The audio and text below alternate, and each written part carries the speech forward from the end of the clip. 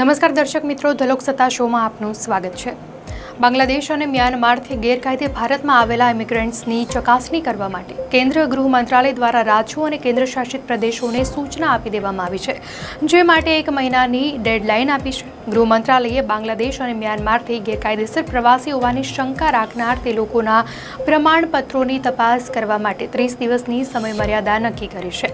જો ભારતીય નાગરિક હોવાનો દાવો કરે છે તેમ માનવામાં આવી રહ્યું છે કે 30 દિવસના સમયગાળા બાદ તેના દસ્તાવેજોની ખાતરી ન થાય તો તેને રિપોર્ટ કરવામાં આવશે।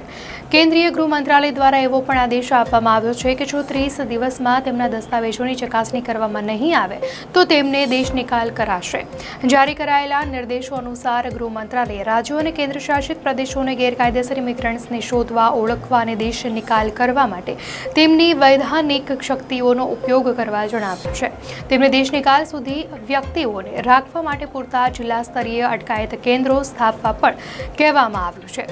આ સૂચનાઓ બાંગ્લાદેશ અને મ્યાનમારથી ગેરકાયદેસર ઇમિગ્રન્ટ્સ સામે કેન્દ્ર સરકારના નવા અભિયાનનો એક ભાગ છે। આ સૂચનાઓ બોર્ડર સિક્યુરિટી ફોર્સ અને આસામ રાઇફલ્સના ડાયરેક્ટર જનરલને પણ જારી કરાઈ છે।